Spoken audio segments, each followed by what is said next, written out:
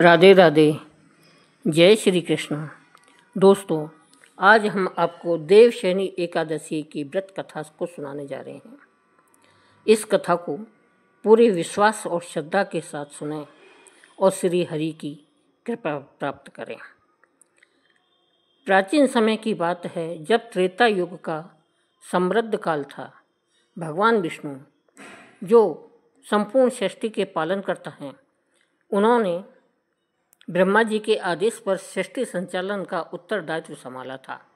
परंतु हर वर्ष आषाढ़ शुक्ल पक्ष की एकादशी को भगवान विष्णु योग निद्रा में चले जाते हैं। यह दिन देवशनि एकादशी कहलाता है और तभी से प्रारंभ होता है चातुर्मास, यानी 4 मासों की अवधि, जिसमें भगवान शयन करते हैं। भक्तों के लिए यह समय साधना, उपवास, जाप और संयम का होता है। इस दिन से कार्तिक शुक्ल एकादशी तक भगवान श्री हरि विश्राम करते हैं और लक्ष्मी जी उनकी सेवा में लीन हो जाती है। कहते हैं कि जब भगवान विष्णु शयन करते हैं, तब उनका सुदर्शन चक्र भी निष्क्रिय अवस्था में चला जाता है। चक्र, जो दुष्टों के विनाश का प्रतीक है, वो भी भगवान के साथ विश्राम करता है। अतः इस समय कोई भी बड़ा शुभ कार्य जैसे विवाह, गृह प्रवेश, मुंडन आदि नहीं किए जाते। देवशनि एकादशी से लेकर देवउठनी एकादशी तक के 4 महीनों को देवता, ऋषि और स्वर्गलोक तक विश्राम की अवस्था में चले जाते हैं। तो आइए जानते हैं कि देवशनि एकादशी पर दिए जाने वाले शुभ दान और उपहार कौन कौन से हैं। जो व्यक्ति इस एकादशी के दिन श्रद्धा से दान करता है, उसे अक्षय पुण्य की प्राप्ति होती है। यह दिन चातुर्मास के आरंभ का होता है और इस दिन किया गया दान 4 महीनों तक पुण्य देता है। पहला, तुलसी का पौधा। विष्णु प्रिय तुलसी का दान सर्वश्रेष्ठ माना गया है। यह 7 जन्मों तक पुण्य देता है। दूसरा है शंख चक्र और विष्णु भगवान की मूर्ति। श्री हरि के प्रतीक वस्तुओं का दान विष्णु लोक की प्राप्ति कराता है। तीसरा है जल पूर्ण घड़ा। जल से भरे तांबे या पीतल के लोटे का या कलश का दान प्यासे को जीवन देने के बराबर होता है।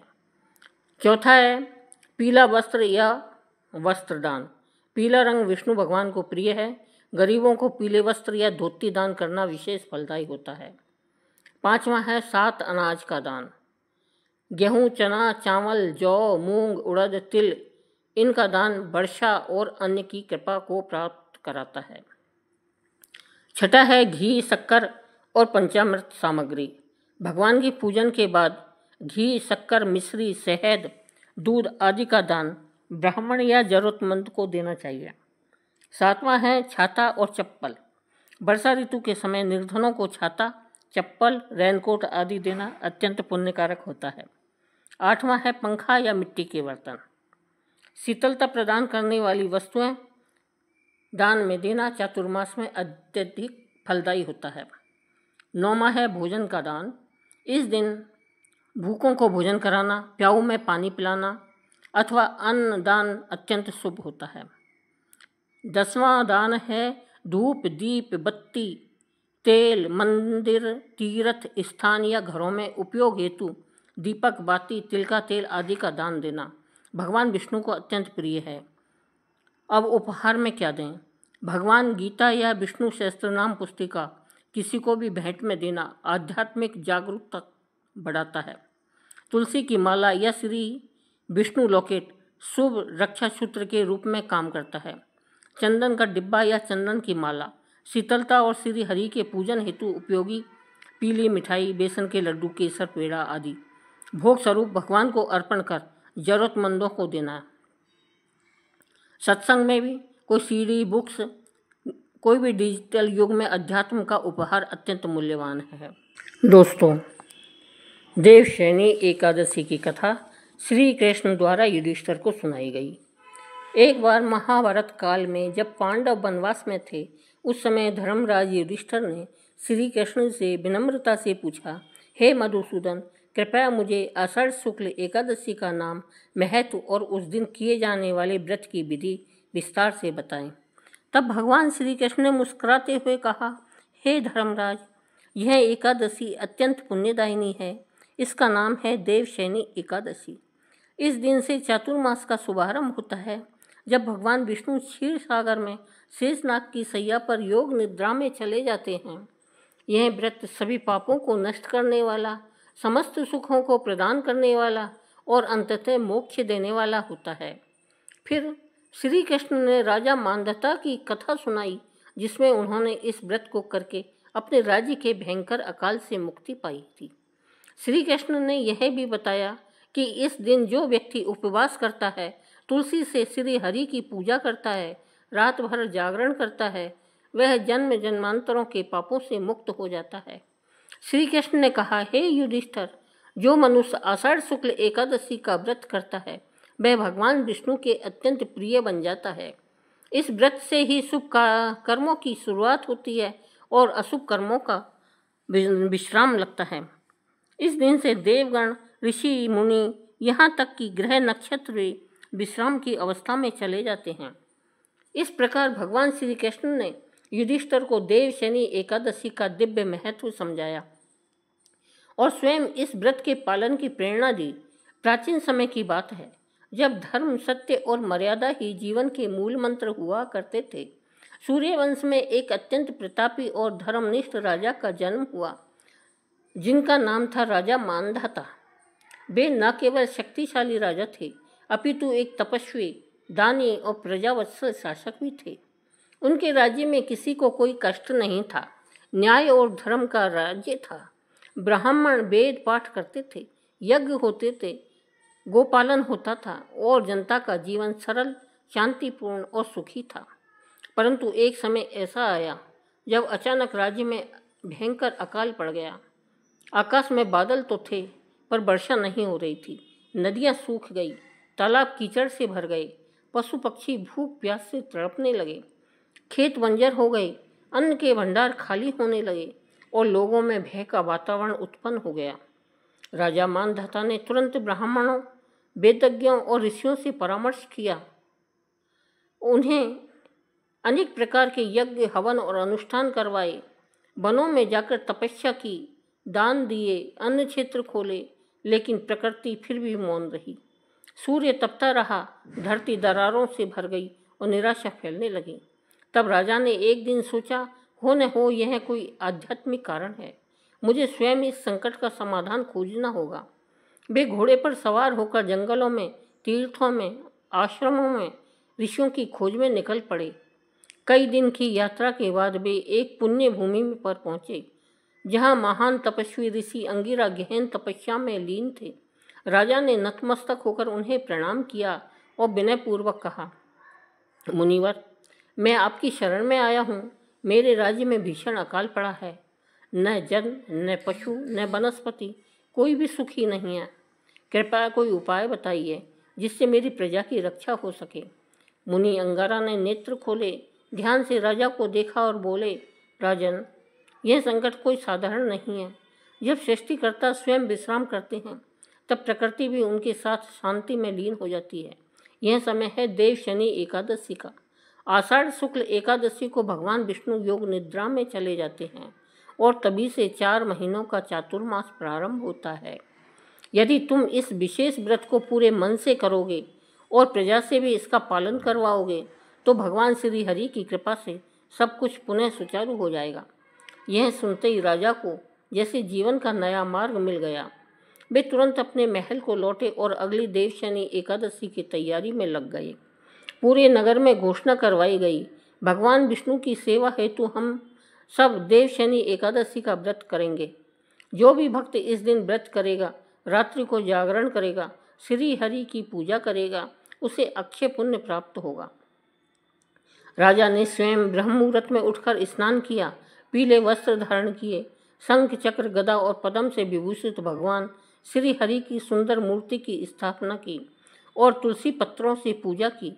उन्होंने विष्णु सहस्त्र नाम का पाठ किया, गीता का पाठ किया और नंदी मुख ब्राह्मणों को भोजन कराया। समस्त नगरवासियों ने भी व्रत का पालन किया। रात को मंदिरों में दीप जलाए गए, भक्त मंडलियों ने भजन कीर्तन किए। ओम नमो भगवते वासुदेवाय के मधुर स्वर गूंजने लगे। राजा स्वयं रात्रि जागरण में बैठे रहे और भगवान से हृदय से प्रार्थना की, हे नारायण, हे अनंत कृपा करो, वर्षा हो, अन्न उपजे, प्रजा सुखी हो और सृष्टि में पुनः संचालन आए। उनकी सच्ची भक्ति से प्रसन्न होकर भगवान विष्णु ने स्वप्न में दर्शन दिए। भगवान ने कहा, राजन, तुम्हारी निष्ठा, तुम्हारा त्याग और तुम्हारा भक्ति भाव मुझे अति प्रिय है। कल प्रातः से तुम्हारे राज्य में वर्षा होगी और सुख समृद्धि लौटेगी। राजा की आंखें खुली तो वह भाव विभोर थे। उन्होंने ऋषि अंगिरा का स्मरण किया और भगवान को धन्यवाद दिया। और सचमुच अगले ही दिन से आकाश में बादल घिरे, गड़गड़ाहट के साथ मूसलाधार वर्षा हुई, नदियां बहने लगीं, धरती हरियाली से आच्छादित हो गई, खेतों में अन्न लहलहाने लगा, पशु पक्षियों में आनंद की लहर दौड़ गई। चारों दिशाओं में जय विष्णु भगवान की घोष होने लगा। राजा मांधाता ने उस दिन को अपनी स्मृति में अमर कर दिया और आज भी पद्म पुराण में इस कथा का उल्लेख होता है। जो व्यक्ति इस व्रत को श्रद्धा से करता है, उसके जीवन में कभी भी संकट स्थायी नहीं रहता, क्योंकि जब भगवान स्वयं निद्रा में जाते हैं तो भक्तों की पुकार ही उन्हें जगाती है। देव शनि एकादशी न केवल एक व्रत है, यह एक अवसर है चातुर्मास की शुरुआत का, आत्मनिरीक्षण का, जीवन को धर्म और संयम की दिशा में मोड़ने का। यह वह काल है जब न केवल भगवान विश्राम करते हैं, अपितु हमारा मन भी संयम, भक्ति और साधना में रमण करता है। जो व्यक्ति 4 मासों तक मांस, मद्य, क्रोध, झूठ, लोभ, द्वेष का त्याग करके भक्ति में लीन रहता है, उसके जीवन में भगवान स्वयं जागते हैं। चातुर्मास में उपवास, तुलसी सेवा, गीता पाठ, श्री हरि का स्मरण अत्यंत पुण्यदायी होता है। इस कथा से हमें यही सीख मिलती है, संकट चाहे कितना भी बड़ा क्यों न हो, अगर हमारी आस्था अडिग है तो भगवान अवश्य कृपा करते हैं। इसलिए हे भक्तों, इस वर्ष भी जब आषाढ़ शुक्ल एकादशी आए तो पूरे मन, तन और वचन से व्रत कीजिए, रात्रि का जागरण कीजिए और प्रभु से प्रार्थना कीजिए, हे श्री हरि, मेरी आत्मा को भी वर्षा दो, प्रेम दो, भक्ति और ज्ञान दो। जय श्री हरि। बोलो प्रेम से विष्णु भगवान की जय। दोस्तों, अब हम सुनेंगे एकादशी माता की कहानी। एक बार एक राज्य में एक राजा रहा करता था। राजा बहुत ही बुद्धिमान और बलशाली था। राजा सदा ही अपनी प्रजा को बहुत ही अच्छे से ध्यान रखता था। प्रजा भी राजा को बहुत पसंद करती थी। राजा की 2 बेटियां थीं। राजा अपनी दोनों बेटियों से बहुत प्रेम करता था। राजा की छोटी बेटी देखने में बहुत सुंदर और आकर्षक थी और राजा की बड़ी बेटी छोटी बेटी के मुकाबले थोड़ी कम सुंदर थी। राजा की छोटी बेटी माता की पूजा किया करती थी और सभी लोग राजा की छोटी बेटी से बहुत प्रेम करते थे और प्रशंसा भी किया करते थे। राजा भी अपनी छोटी बेटी को बड़ी बेटी से अधिक प्रेम करता था, जिसके कारण राजा की बड़ी बेटी को अपनी छोटी बहन से बहुत ही जलन होने लगी थी।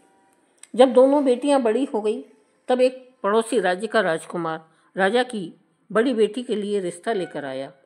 लेकिन जैसे ही उस राजकुमार की नज़र राजा की छोटी बेटी पर पड़ी, वह पहली नज़र में ही उससे प्रेम करने लगा।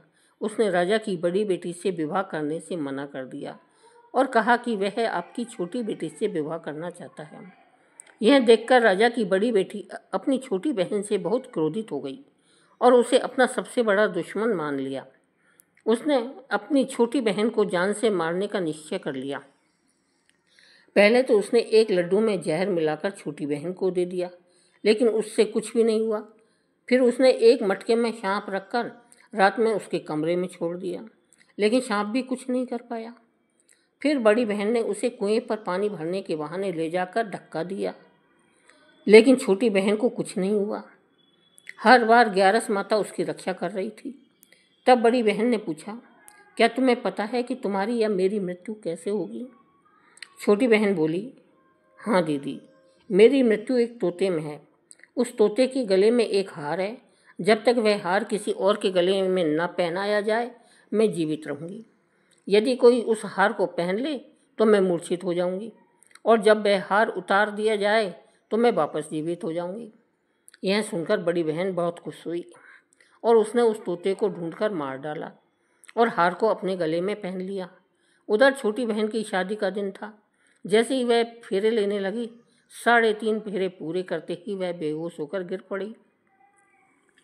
वैद्य और हकीमों ने बताया कि वह न तो मरी है न जीवित है।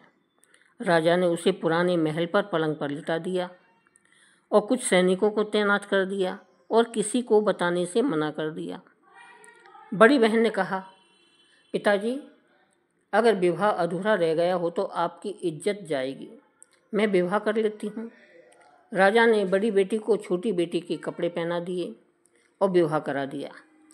परंतु राजकुमार को यह समझ आ गया कि वह उसकी प्रेमिका नहीं है।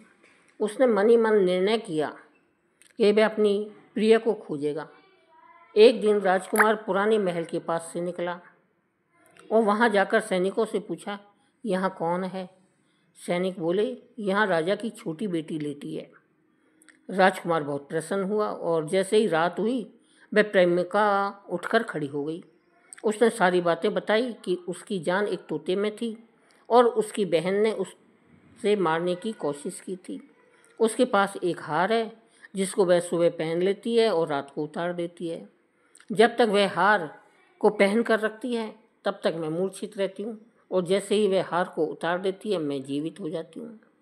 और जब तक मेरी बड़ी बहन के पास वह हार रहेगा तब तक मैं ऐसे ही जीवित और मूर्छित होती रहूँगी।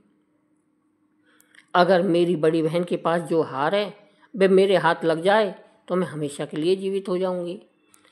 राजकुमार यह सब बातें सुनकर राजा की छोटी बेटी के पास रहने का निर्णय ले लेता है और उसने अपने बचे हुए सारे फेरे उस पलंग पर लेटी हुई राजकुमारी यानी राजा की छोटी बेटी के साथ में ले लिए और अपना विवाह पूर्ण कर लिया। वहीं पर वह कहने लगा, देखते ही देखते कुछ समय में राजा की छोटी बेटी और राजकुमार की पत्नी गर्भवती हो गई। एक दिन राजकुमार को किसी काम से बाहर जाना पड़ा। तब छोटी बहन के पेट में बहुत तेज दर्द होने लगा, जिसके बाद उसने माता का आह्वान किया। उसके पश्चात वहाँ 11 माता प्रकट हुई और उन्होंने अपने भक्त के दर्द को दूर किया तथा एक पुत्र की प्राप्ति करवाई। उसी समय अचानक से राजकुमार भी वहाँ आ गया।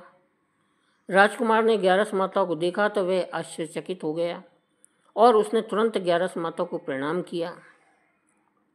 11 माता ने राजकुमार से कहा, जब तुम्हारा पुत्र 5 वर्ष का हो जाए तो तुम जाकर अपनी पत्नी को हार इसके गले में डाल देना। देखते ही देखते राजकुमार और राजा की छोटी बेटी का पुत्र 5 वर्ष का हो जाता है। तब राजकुमार अपने बेटे से कहता है, बेटा, मैं कुछ काम से बाहर जा रहा हूँ, तुम अपनी माता का ध्यान रखना, और वहाँ से चला जाता है। राजा को बाहर निकलता देख बड़ी बहन के सैनिक देख लेते हैं और जाकर सारी बातें बड़ी बहन को बता देते हैं, जिसके बाद बड़ी बहन अपनी छोटी बहन के पुत्र को वहाँ से उठवा लेती है और उसे मरवा देती है। छोटी बेटी के पुत्र के 2 टुकड़े करवा देती है। पहला टुकड़ा चक्के के पास छुपा देती है और दूसरा टुकड़ा अपने पलंग के नीचे रख लेती है। अब 11 माता भिखारी का रूप लेकर आती है और एक भिक्षुक का भेष धरकर बड़ी बहन के पास जाती है। वहाँ पर भिक्षा मांगने लगती है। अब बड़ी बहन अपने नौकरों से कहती है, जाकर भिक्षा दे दो।